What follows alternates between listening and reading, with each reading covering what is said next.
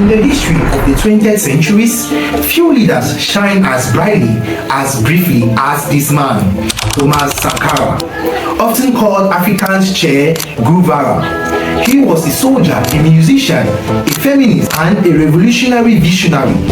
In just 4 short years, from 1983 to 1987, he took one of the poorest countries on the planet and dared to invent a new future for it and for all Africa.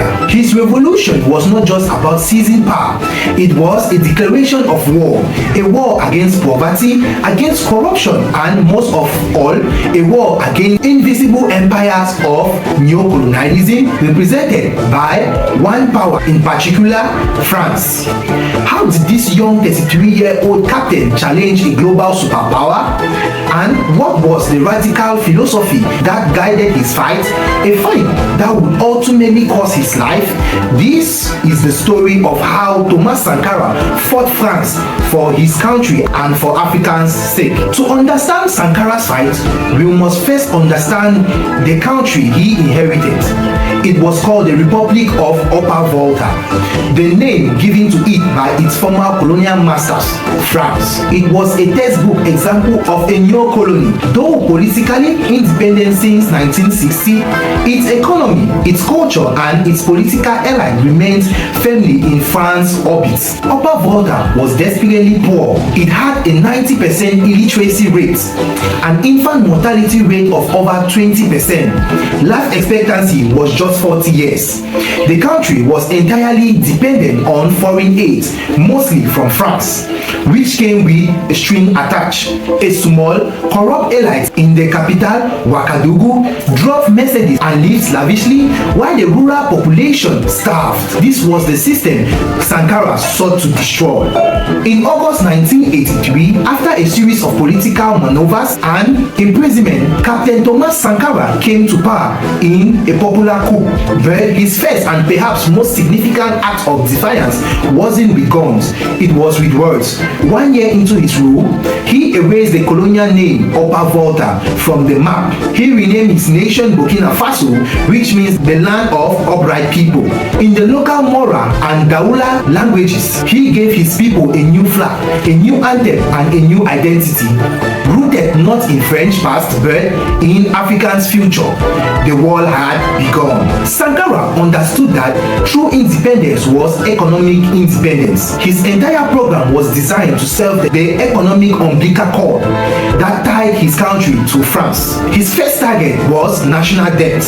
He saw the debt as a modern form of slavery, a tool used by the West to control African nations. In a legendary speech in 1987 at the Organization of African Unity, he made his case with chilling clarity. He called for a united African front to repudiate the debt, arguing that its origins were in colonialism and its terms were predatory. This was a direct attack on the financial institution of the West, particularly the Paris Club of Creditors, where France was a major player.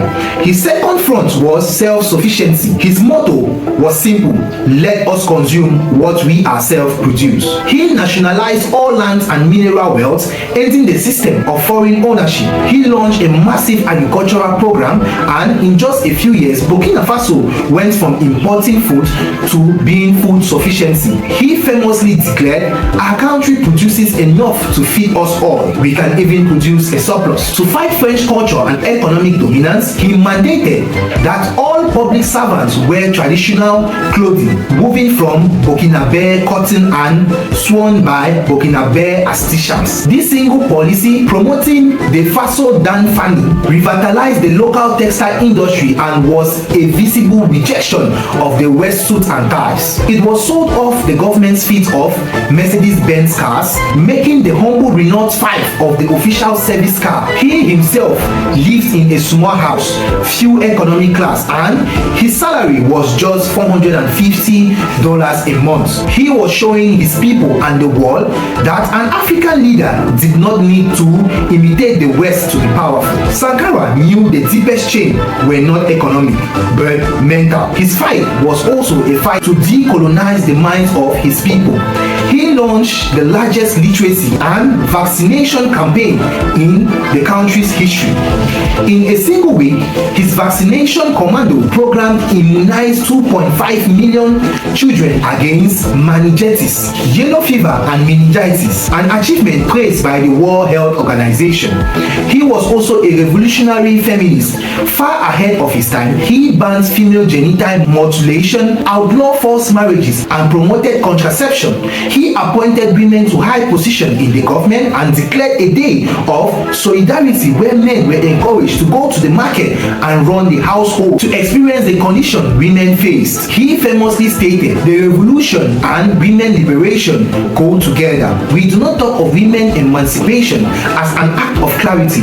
It is a basic necessity for the trophy of revolution." This was a radical departure from both the traditional patriarchal structures and the colonial model, which had reinforced them. On the world stage, Sankara was a firebrand. He used the podium of the United Nations not for diplomatic niceties, but as a weapon. He openly commanded French foreign policies, its support for apartheid South Africa, and its military intervention across continent. He built alliance with other revolutionary leaders like Ghana's Jerry Rawlings and Cuba's Fidel Castro, creating a small but vocal bloc of nations challenging the Cold War order. He offered support to liberation movement around the world. He was building a global front against imperialism, and Paris was listening with growing alarms. France and his powerful regional allies like President Felix of Cote d'Ivoire saw Sankara as a dangerous contagion. His ideas of self-reliance, anti-imperialism, and debt refusal were a direct threat to their interests. If Sankara succeeded, his revolution could spread, destabilize the entire French sphere of influence in the West Africa known as France Afrique. He had to be stopped. On October 15, 1987, the revolution came to a bloody end. Thomas Sankara, along with 12 of his aides, was assassinated during a coup d'etat. He was just 37 years old. The man who led the coup was his closest friend, his brother in the army, Blaise Compaoré. Compaoré immediately reversed Sankara's policy. He privatized state companies, rejoined the IMF, the World Bank, and welcomed foreign aids back with open arms.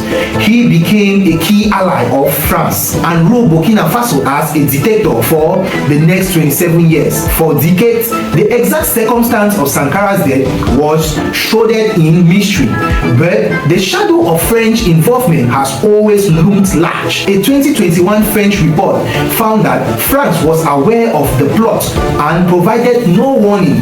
Many believe their role was far more active. Sankara had made powerful enemies and they had finally silenced him. So, how did Thomas Sankara fight France? He fought them not just with politics but with philosophy. He fought them by proving that a poor African nation could feed itself, clothe itself, and educate itself without depending on former colonial masters. He fought them by giving his people the sense of dignity, pride that no amount of foreign aids could buy. In a short term, his fight ended in strategy, but his legacy is a testament to the famous phrase he once uttered: "While revolutionaries as individuals can be murdered, you cannot kill the ideas." Today, a new generation of Africa, from activists to artists to even new political leaders, are discovering Sankara. His image is a symbol of resistance. His speeches are quoted in protest, and his dream of a truly sovereign, self-sufficient, and united Africa is more relevant than ever. He was in power for only 4 years, but in that time, he showed the world that it was possible. He was the upright man who dared to invent the future. His name was Thomas Sankara, and for many, his revolution has just begun. Stay tuned to Truth Quest for more updates on this documentary. See you next time.